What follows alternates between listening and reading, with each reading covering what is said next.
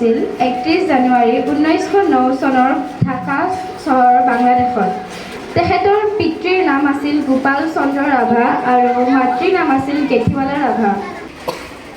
বিষ্ণুপ্ৰসাদ ৰাভাৰ কথা আমাৰ প্ৰধান শিক্ষয়িত্ৰী নিবাৰণী কাকতি আৰু তোমালোকৰে বা দুজনীয়ে ধুনীয়াকৈ ক'লে।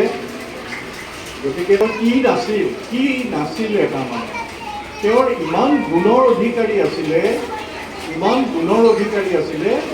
যে তেওঁক তাৰমানে তেওঁ প্ৰত্যেকটা কথাকে যদি তুমি সোধা এইটো আপুনি কৰিছেনে কাম বোলে এইটোও মনে। তেওঁ নাট্যকাৰ আছিলে, ৰাজনীতিকো আছিলে। তেওঁ এগৰাকী কবি, সাহিত্যিক, নাট্যকাৰ, নৃত্যবিদ, অভিনেতা আৰু মুক্তিযুঁজাৰু আছিল। তেখেতে আমাৰ বিভিন্ন কাম কৰিছিল। তেখেতে বহুতো কবিতা ৰচনা কৰিছিল। তেখেত অভিনেতাও আছিল। আমাৰ প্ৰধান শিক্ষয়িত্ৰী বাইদেৱে বহুখিনি ক'লেই তেওঁৰ বিষয়ে। Important day for us to celebrate this day and remember the great musician, the poet, the dramatist, the singer and actor of Assam. He sacrificed whole life in the name of freedom for the country.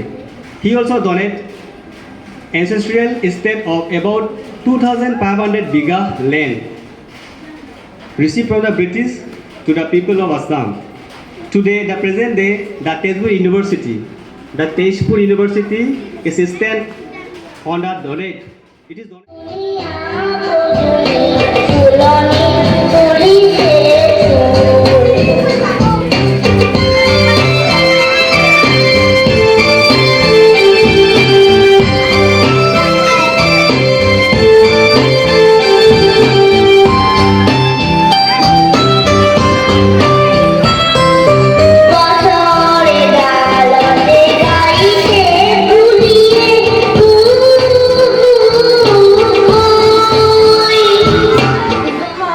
যায় ফুলেৰে অধি